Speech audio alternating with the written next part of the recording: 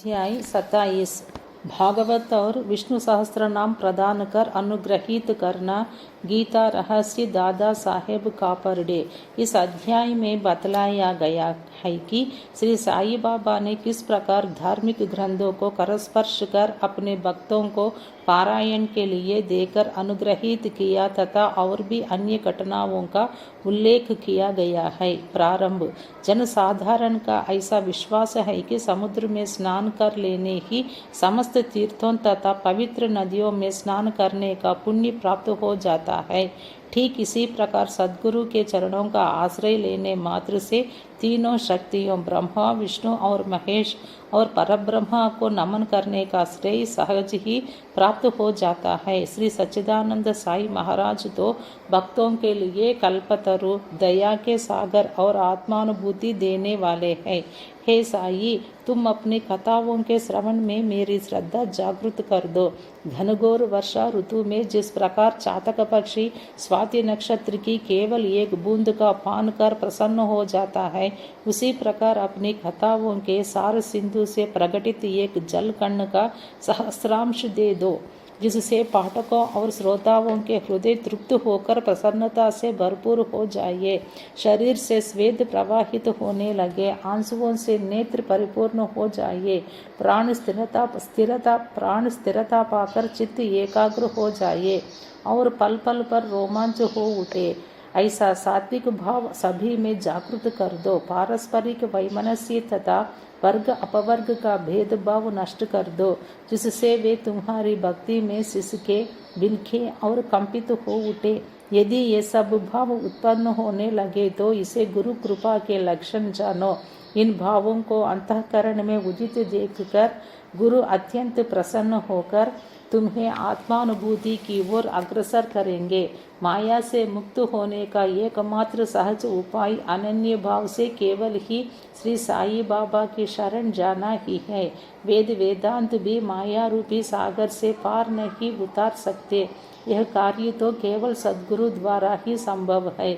समस्त प्राणियों और भूतों में ईश्वर दर्शन करने के योग्य बनाने की क्षमता केवल उन्हीं में है। पवित्र ग्रंथों का प्रदान। गत अध्याय में बाबा की उपदेश शैली की नवीनता ज्ञात हो चुकी है। इस अध्याय में उसके केवल एक उदाहरण का ही वर्णन करेंगे। भक्तों को जिस ग्रंथ विशेष का पारायण करना होता था उसे वे बाबा के कर कमलों में भेंट कर देते थे, और यदि बाबा उसे अपने कर कमलों से स्पर्श कर लौटा देते तो वे उसे स्वीकार कर लेते थे। उनकी ऐसी भावना हो जाती थी कि ऐसे ग्रंथ का यदि नित्य पठन किया जाएगा तो बाबा सदैव उनके साथ ही होंगे। एक बार काका महाजनी श्री एकनाथी भागवत लेकर शिरडी आए। श्यामा ने यह ग्रंथ अध्ययन के लिए उनसे ले लिया और उसे लिए हुए वे मस्जिद में पहुँचे। तब बाबा ने वह ग्रंथ श्यामा से ले लिया और उन्होंने उसे स्पर्श कर कुछ विशेष पृष्ठों को देखकर उसे संभाल कर रखने की आज्ञा देकर वापस लौटा दिया। श्यामा ने उन्हें बताया कि यह ग्रंथ तो काका साहेब का है और उन्हें इसे वापस लौटाना है। तब बाबा कहने लगे कि नहीं नहीं, यह ग्रंथ तो मैं तुम्हें दे रहा हूँ, तुम इसे सावधानी से अपने पास रखो, यह तुम्हें अत्यंत उपयोगी सिद्ध होगा।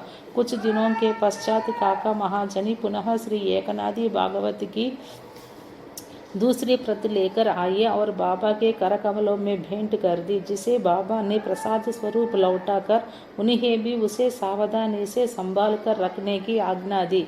साथ ही बाबा ने उन्हें आश्वासन दिया कि यह तुम्हें उत्तम स्थिति में पहुंचाने में सहायक सिद्ध होगा। काका ने उन्हें प्रणाम कर उसे स्वीकार कर लिया। श्यामा और विष्णु सहस्रनाम। श्यामा बाबा के अंतरंग भक्त के थे, इस कारण बाबा उन्हें विष्णु सहस्रनाम प्रसाद रूप में देने की कृपा करना चाहते थे। तभी एक रामदासी आकर कुछ दिन शिरडी में ठहरा। वह नित्य नियमानुसार प्रातःकाल उठता और हाथ मुंह धोने के पश्चात स्नान कर भगवा वस्त्र धारण करता तथा शरीर पर भस्म लगाकर विष्णु सहस्रनाम का जाप किया करता था और बहुधा इन्हीं ग्रंथों को ही पढ़ा करता था। कुछ दिनों के पश्चात बाबा ने श्यामा को भी विष्णु सहस्रनाम से विष्णु सहस्त्र नाम से परिचित कराने का विचार कर रामदासी को अपने समीप बुलाकर उससे कहा कि मेरे उदर में अत्यंत पीड़ा हो रही है और जब तक मैं सोनामुखी का सेवन न करूँगा तब तक मेरा कष्ट दूर न होगा। तब रामदासी ने अपना पाठ स्थगित कर दिया और वह औषधि लाने बाजार चला गया। उसी समय बाबा अपने आसन से उठे और जहाँ वह पाठ किया करता था वहां जाकर उन्होंने विष्णु सहस्त्र नाम की वह पुस्तिका उठाई और पुनः अपने आसन पर विराजमान होकर श्यामा से कहने लगे कि यह पुस्तक अमूल्य और मनोवांछित फल देने वाली है, इसलिए मैं तुम्हें इसे प्रदान कर रहा हूँ ताकि तुम इसका नित्य पठन करो। एक बार जब मैं बहुत रुग्ण था तो मेरा हृदय धड़कने लगा, मेरे प्राण पखेरु उड़ना ही चाहते थे कि उसी समय मैंने इस सद्ग्रंथ को अपने हृदय पर रख लिया। कैसा सुख पहुंचाया इसने। उस समय मुझे ऐसा ही भान हुआ मानो अल्लाह ने स्वयं ही पृथ्वी पर आकर मेरी रक्षा की। इस कारण यह ग्रंथ मैं तुम्हें दे रहा हूँ। इसे थोड़ा धीरे धीरे कम से कम एक श्लोक प्रतिदिन अवश्य पढ़ना, जिससे तुम्हारा बहुत भला होगा। तब श्यामा कहने लगे कि मुझे इस ग्रंथ की आवश्यकता नहीं, क्योंकि इसका स्वामी रामदासी अति क्रोधी व्यक्ति है जो व्यर्थ ही अभी आकर लड़ने को तैयार हो जाएगा। अल्पशिक्षित होने के नाते मैं संस्कृत भाषा में लिखित इस ग्रंथ को पढ़ने में भी असमर्थ हूँ। श्यामा की धारणा थी कि बाबा मेरे और रामदासी के बीच मन मुटाव करवाना चाहते हैं, इसलिए ही उन्होंने यह नाटक रचा है। बाबा का विचार उनके प्रति क्या था यह उनकी समझ में न आया। बाबा येन केन प्रकारेण विष्णु सहस्त्रनाम उसके कंठ में उतार देना चाहते थे। वे तो अपने एक अल्प शिक्षित अंतरंग भक्त को सांसारिक दुखों से मुक्त कर देना चाहते थे। ईश्वर नाम के जाप का महत्व तो सभी को विदित ही है, जो हमें पापों से बचाकर कुप्रवृत्तियों से हमारी रक्षा कर जन्म तथा मृत्यु के बंधन से छुड़ा देता है। यह आत्मशुद्धि के लिए एक उत्तम साधन है, जिसमें न किसी सामग्री की आवश्यकता है और न किसी नियम के बंधन की। इससे सुगम और प्रभावकारी साधन अन्य कोई नहीं। बाबा की इच्छा तो श्यामा से यह साधना कराने की थी, परंतु श्यामा ऐसा न चाहते थे, इसीलिए बाबा ने उन पर दबाव डाला। ऐसा बहुधा सुनने में आया है कि बहुत पहले श्री एकनाथ महाराज ने भी अपने एक पड़ोसी ब्राह्मण से विष्णु सहस्त्र नाम का जाप करने के लिए आग्रह कर उसकी रक्षा की थी। विष्णु सहस्त्र नाम का जाप चित्त शुद्धि के लिए एक श्रेष्ठ तथा सरल मार्ग है, इसलिए बाबा ने श्यामा को अनुरोध पूर्वक इसके जाप में प्रवृत्त किया। रामदासी बाजार से तुरंत सोनामुखी लेकर लौट आया। अन्ना चिंचणीकर जो वही उपस्थित थे, प्रायः पूरे नारद मुनि ही थे और उन्होंने उक्त घटना का संपूर्ण वृत्तांत रामदासी को बता दिया।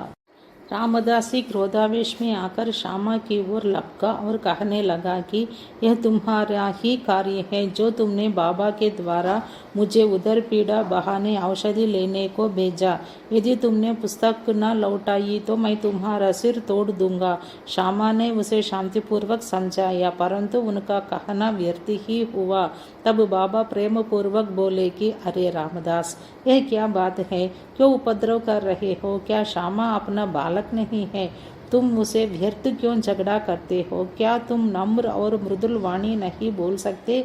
तुम नित्य इन पवित्र ग्रंथों को पाठ किया करते हो और फिर भी तुम्हारा चित्त अशुद्ध ही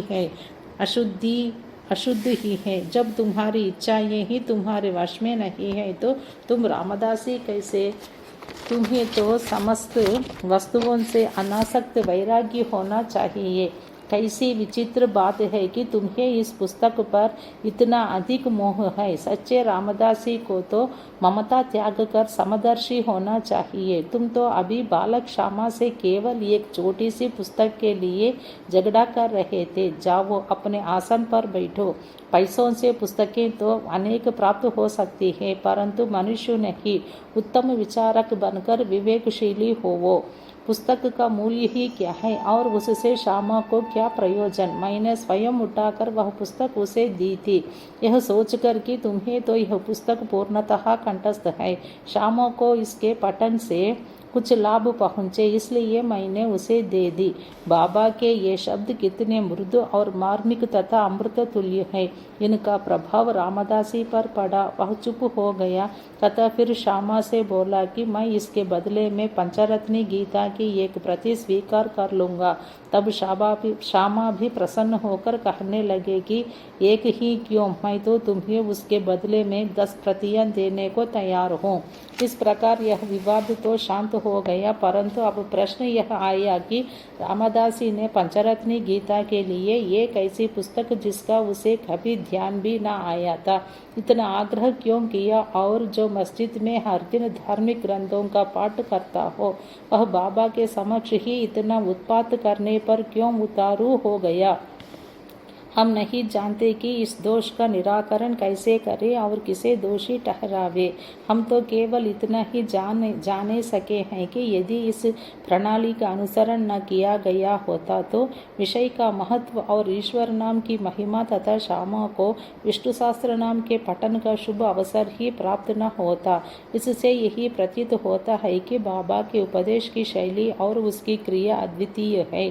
श्यामा ने धीरे धीरे इस ग्रंथ का इतना अध्ययन कर लिया और उन्हें इस विषय का इतना ज्ञान हो गया कि वह श्रीमान बूटी साहब के दामाद प्रोफेसर जी नार के MA इंजीनियरिंग कॉलेज पूना को भी उसका यथार्थ अर्थ समझाने में पूर्ण सफल हुए। गीता रहस्य ब्रह्म विद्या अध्यात्म का जो भक्त अध्ययन करते उन्हें बाबा सदैव प्रोत्साहित करते थे। इसका एक उदाहरण है कि एक समय बापू साहेब जोग का एक पार्सल आया जिसमें श्री लोकमान्य तिलक कृत गीता भाष्य की एक प्रति थी, जिसे कांख में दबाए हुए वे मस्जिद में आए। जब वे चरण वंदना के लिए झुके तो वह पार्सल बाबा के श्री चरणों पर गिर पड़ा। तब बाबा उनसे पूछने लगे कि इसमें क्या है। श्री जोग ने तत्काल ही पार्सल से वह पुस्तक निकालकर बाबा के कर कमलों में रख दी। बाबा ने थोड़ी देर उसके कुछ पृष्ठ देखकर जेब से 1 रुपया निकाला और उसे पुस्तक पर रखकर जोग को लौटा दिया और कहने लगे कि इसका ध्यानपूर्वक अध्ययन करते रहो, इससे तुम्हारा कल्याण होगा। श्रीमान और श्रीमती खापर्डे। एक बार श्री दादा साहेब खापर्डे सकुटुंब शिरडी आए और कुछ मास वहीं ठहरे। उनके ठहरने के नीति कार्यक्रम का वर्णन श्री साई लीला पत्रिका के प्रथम भाग में प्रकाशित हुआ है। दादा कोई सामान्य व्यक्ति न थे, वे एक धनाढ्य और अमरावती बरार के सुप्रसिद्ध वकील तथा केंद्रीय धारा सभा दिल्ली के सदस्य थे। वे विद्वान और प्रवीण वक्ता भी थे। इतने गुणवान होते हुए भी उन्हें बाबा के समक्ष मुंह खोलने का साहस न होता था। अधिकांश भक्तगण तो बाबा से हर समय अपनी शंका का समाधान कर लिया करते थे। केवल 3 व्यक्ति खापर्डे, नूलकर और बूटी ही ऐसे थे जो सदैव मौन धारण किए रहते तथा अति विनम्र और उत्तम प्रकृति के व्यक्ति थे। दादा साहेब विद्यारण्य स्वामी द्वारा रचित पंचदशी नामक प्रसिद्ध संस्कृत ग्रंथ, जिसमें अद्वैत वेदांत का दर्शन है, उसका विवरण दूसरों को तो समझाया करते थे, परंतु जब वे बाबा के समीप मस्जिद में आए तो वे एक शब्द का भी उच्चारण न कर सके।